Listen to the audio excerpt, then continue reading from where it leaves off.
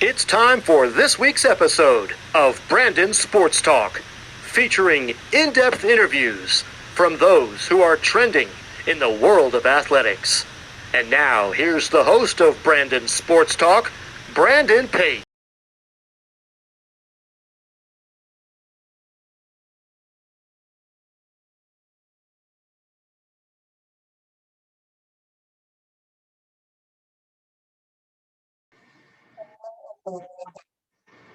Welcome back to Brandon Sports Talk. In today's episode, I have the privilege to interview the Connecticut Whales NWHL hockey player, Grace Kliebach.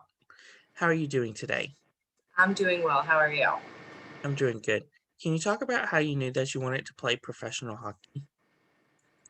Well, for me, actually, I never really thought about it until my senior year of college because I guess I wasn't as cultured enough to know that there was women's hockey yet or women's professional hockey. And then I started talking to my coach, and she was the one who kind of got the idea flowing in my head of like the CWHL and NWHL. So after I graduated from my senior year at Newman University, I entered into the CWHL draft and I got drafted to Toronto.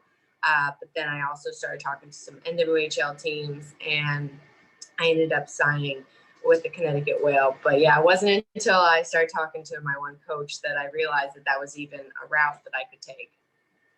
What was your collegiate time like at Newman? I loved Newman. I loved it. It was an amazing experience. It's a really small school, so it's different than some like the really big ones that you're used to.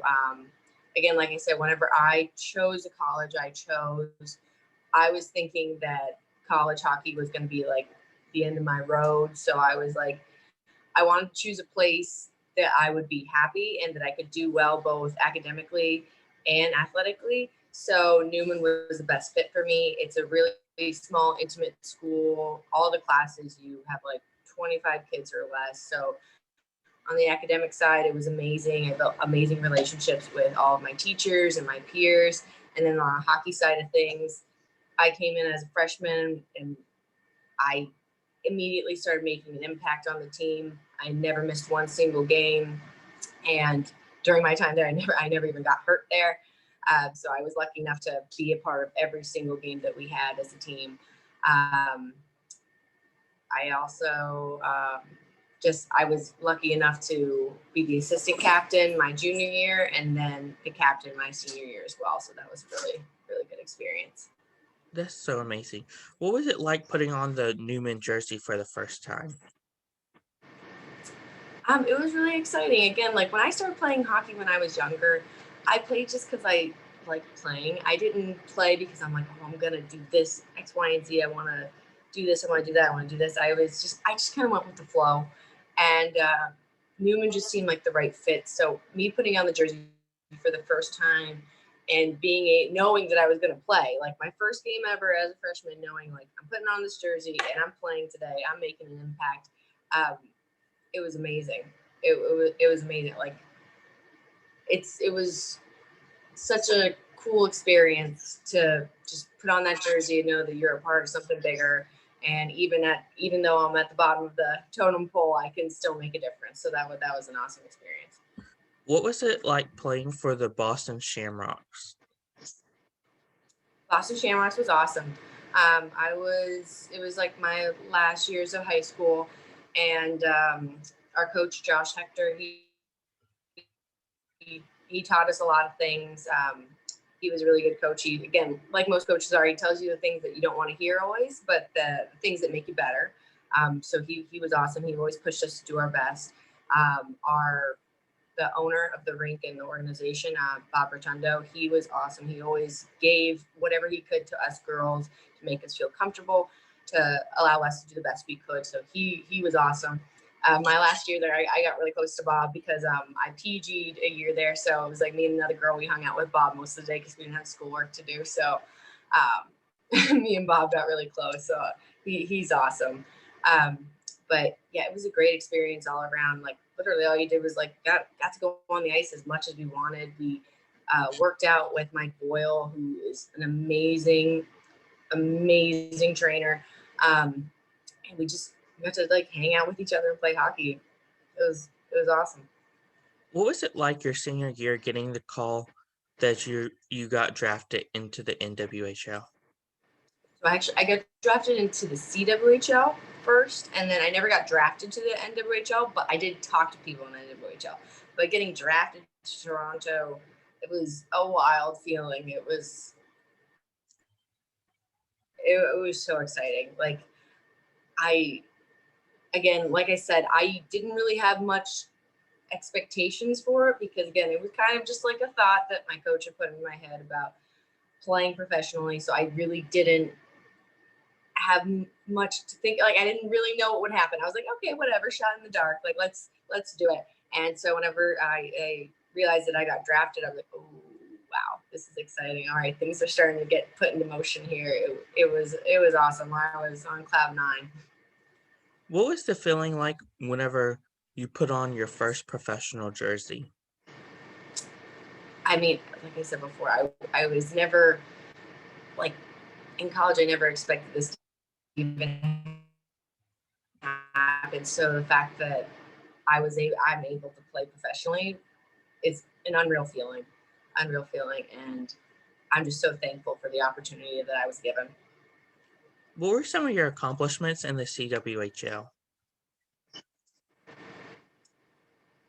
So in the NWHL, when I played for the Connecticut Whale, my first year that I played, I was recognized by the NWHL for my community service amongst the league, amongst the community.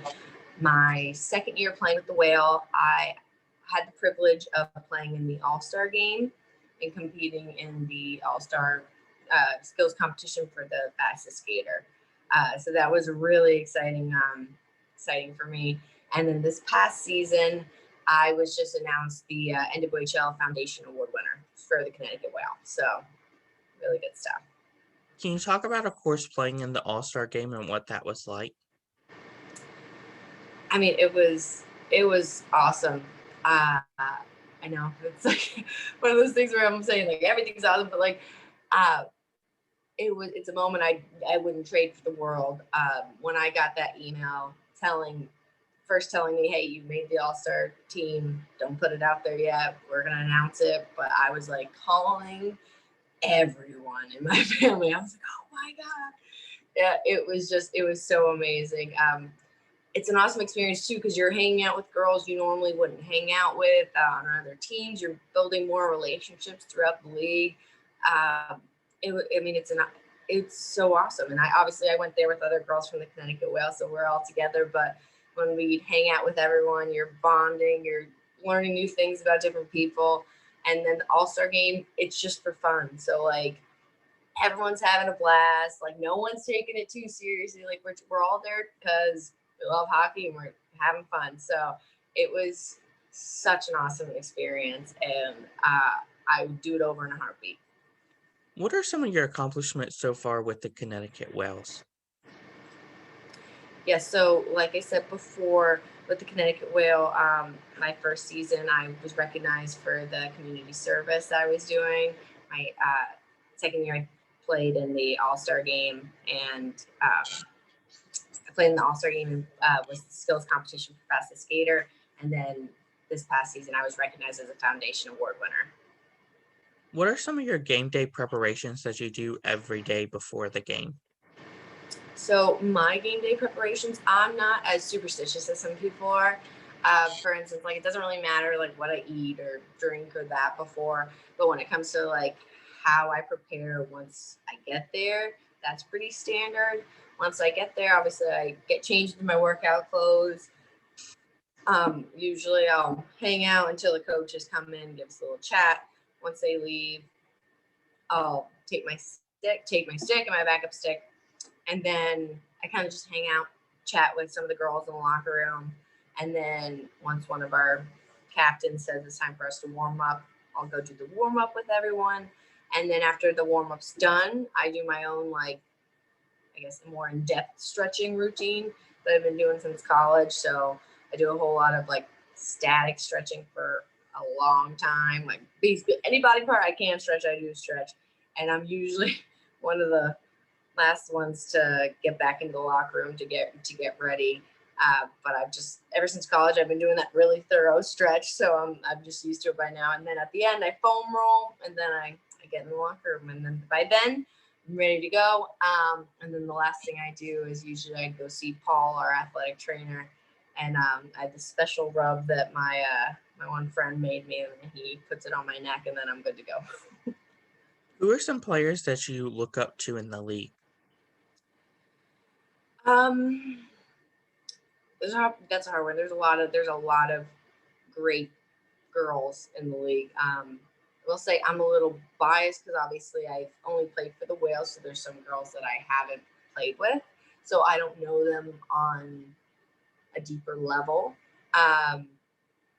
I think Jordan Brickner doesn't play anymore, but when she did, she was always someone who was a real veteran on and off the ice. She was someone I could always go to if I needed to talk to someone or ask her opinion on anything. She was awesome. We had our captain, Shannon Doyle. She was awesome to go to, get her opinions on things. Again, all really good girls. Even Elena Orlando, she's been in the league for a while. So we had a lot of good, like, veterans that were on the Connecticut Whale that I had the pleasure of playing alongside, and they kind of helped me along the way if I ever needed anything. So they were pretty cool to have around. What is it like playing with some of your teammates like Maggie Legou and Victoria? They were really nice. I love playing with them. They are great girls, great hockey players, great to compete against. They're just awesome. And I think on the Connecticut Whale, especially this past year, we were pretty blessed to have some pretty awesome people.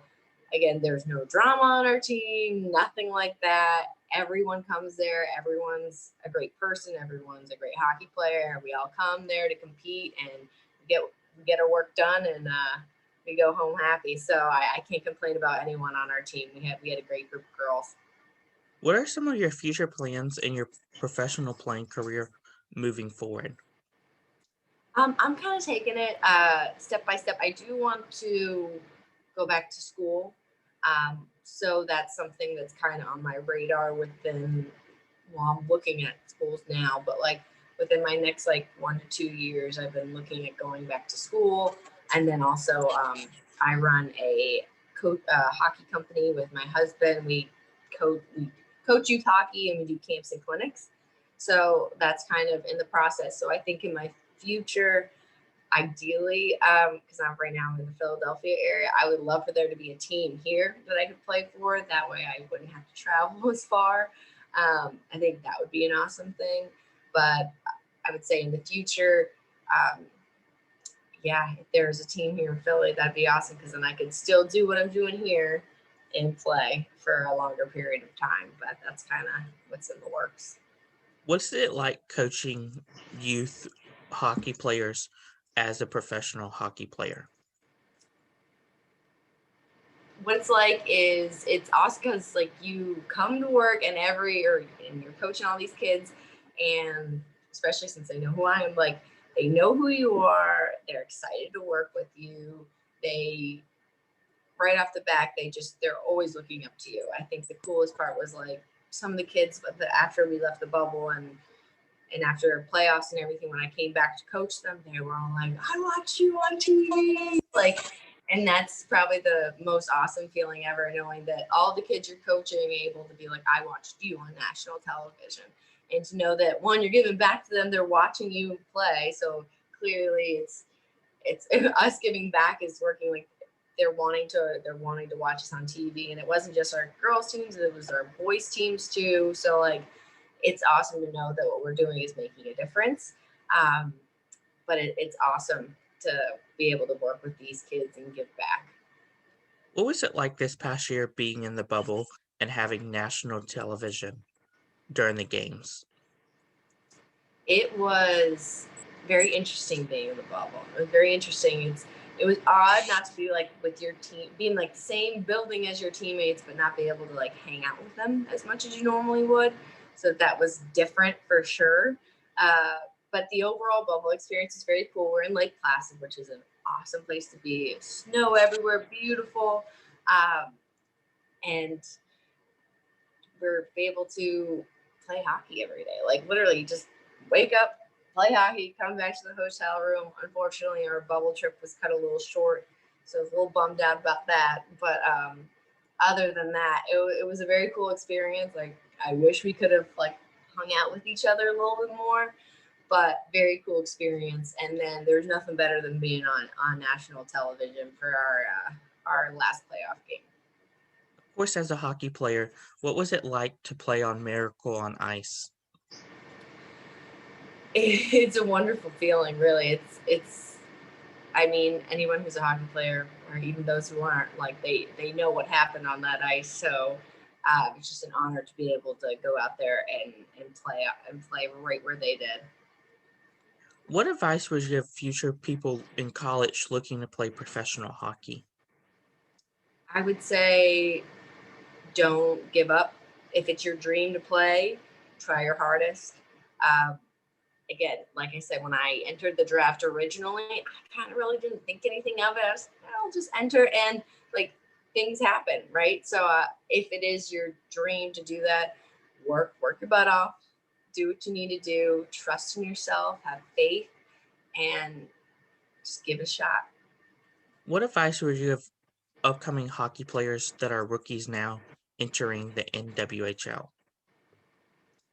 I would say talk to the veterans. I mean, the veterans, again, especially my first year playing, I had some girls give me some great advice whenever, like, how to practice, like, again, little mentalities that you just tweak a little bit here and there, just to really get you to the level you need to be. So I'd say talk to the veterans, ask questions, just give it all. You're meant to be there, so give it your all. That's great advice. Where can my listeners find you at on social media? On Twitter, it's a funny name, but it's Tweeterless, like TWEETERLESS, capital G. And then on Instagram, it's just @ and my name, so Grace Kliebach. So that's where I'm at. Thank you again, Grace Kliebach, for your interview, and best of luck in your future with the Connecticut Whales. Thank you. I appreciate it. Thanks for having me. You're welcome. You can find Brandon Sports Talk on Facebook at Brandon Sports Talk, Instagram at Brandon Sports Talk, Twitter at @talk_Brandon, and you can find me on YouTube at Brandon Sports Talk. Don't forget to like, comment, and subscribe. Thank you again, Grace, for your interview, and best of luck. Thank you. You've been watching Brandon Sports Talk. Please feel free to like, share, and subscribe to Brandon Sports Talk on social media and on YouTube.